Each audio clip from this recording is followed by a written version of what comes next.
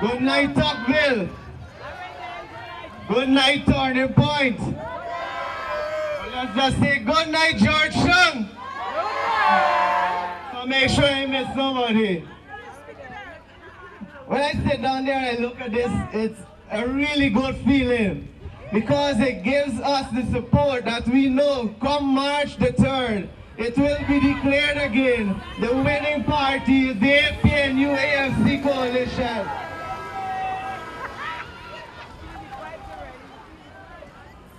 March the 2nd election, but March the 3rd when the results come out, it is our name we'll be calling there. And the same support that we have at these meetings and these rallies, we show up at the polling station and we put our X next to the palm and the key at the top and the bottom for our government, for our president, and for our party. You know, after a long time, we are able to walk about Georgetown freely without being stigmatized, without being discriminated. We have nice roads, clean drains. For once, Georgetown is no longer a garbage town. It is now a garden city as it was once before. But when the General Secretary and the presidential candidate of the opposition opens their mouth, then you know where the garbage actually went during PP time. My brothers and sisters, one of the key emphasis that we need to do is to continue to vote for the good life. Don't vote race. This thing is not about race. This is 2020, not 1912. Race dead and we got to bury it. Let us follow Bob Marley's word and emancipate ourselves from mental slavery. None but ourselves can free our mind. Let us stick to his philosophy and show them that this thing is not about the color of the skin, the texture of your hair. Because when the day comes, the hair gotta go back to whoever it is. And bleaching cream too expensive, so we gonna lose the color.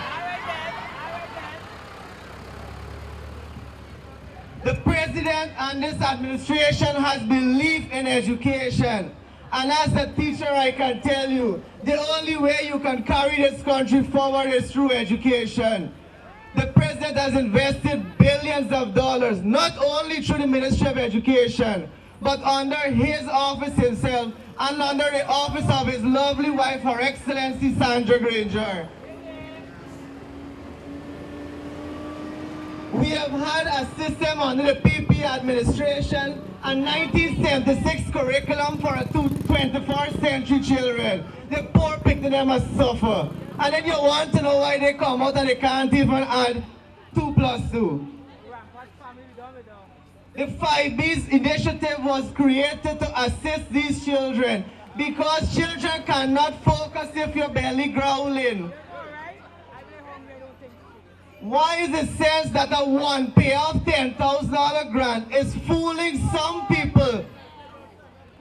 They need to take the boo-boo out of their eyes and focus on what is actually there. When the look at it, for example, I am from Pomeroon, and for a child to go to school and go home back, he has to pay $5,000 per day. Who will sacrifice $5,000 per day, $25,000 per week? You know how much credit you're giving up there? So parents have the program, the boats that was put in the Pomeroon is saving these parents more than $10,000. Plus, when the children go to school, they have a meal to comfort them because some of them traverse far distances to achieve their education. It is unfair for us to stigmatize the child for seeking an education. And that is why His Excellency and the office has delivered this promise to the people. It was under the former opposition when they were in government to tax the education system, penalizing hard-working parents because they chose to send their children to private school. This is not how the system works. If you wanted the system to better, you should have created a system to foster children. And for the first time in years, 2019 had the top student from the National Grade 6 Assessment coming from a government school. And the president was fulfilling the belief of that of the former president, Mr. Burnham, when he said that the children in the interior should have the same privileges as those on the coast. And if you notice the result was a tie as a student from Georgetown tie with a student from Region 2 for the top spot. This is showing progress for us. Forward never, backwards never. And as this continues to go forward, as we continue to lean into the decade of development, my brothers and sisters, 3.5 years was not enough. I come to the 3.5 years. I didn't like math since I was small. Because when we came into the power, you had to clean up the jurisprookery and skullduggery done by the former government, because their hands were always caught in the cookie jars. The best, anything you want to be done properly, you must have good leadership. And when you look at the leadership exemplified by His Excellency, it is nothing short of outstanding. It has created children who are more punctual to school. The interior schools in areas of regions 1, 8, and 9 have seen an increase of 98% children attending school for the school year.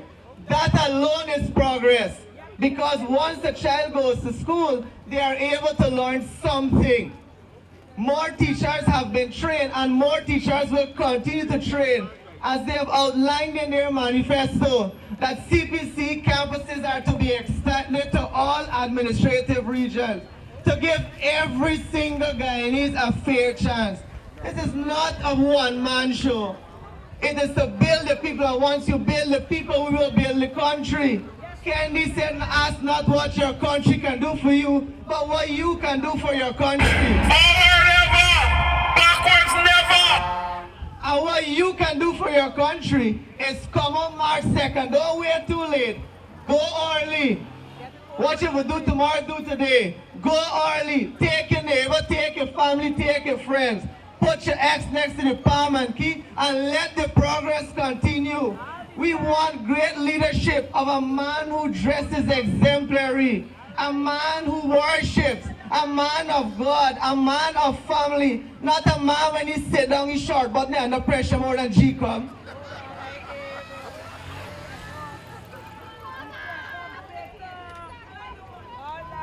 Fraud Ali is actually a doctor. I heard the other day he was the Minister of Health. So that is why he was giving out his doctor $50,000. This is the kind of man that we're going to put to lead a country. A man who cannot even control the affairs of his own. No. As a Minister of Housing, he was a bully. He was not someone pleasant to deal with. And what will he do with an executive power? He will punish poor people, children, as the motto of the PPPC stands for. They did it for 23 years and they will continue to do it. So let us keep the progress not for our benefit, for our children's benefit and the children's children. We have a saying that youths are the future. Youths are not the future, youths are the present. If they are not properly utilized, they will have no future. And during the PP administration, we only had two futures. It was either the prison or the cemetery. So we have to be utilized properly. And that is why the ministry has done training for leadership in every area. Young Guyanese children are selected across the country, despite of their creed, despite of their religion, despite of their gender, and trained in leadership skill, in agricultural processing, so that they can learn a new trade. Because not everybody can go to school and get an academic and become a doctor. We don't need share doctors. We need persons to go on the road and sell their little tasty egg ball and sour. So when the same doctor hungry from his shift, he gets something to eat. We need to fulfill the economy, and this is how we will do it.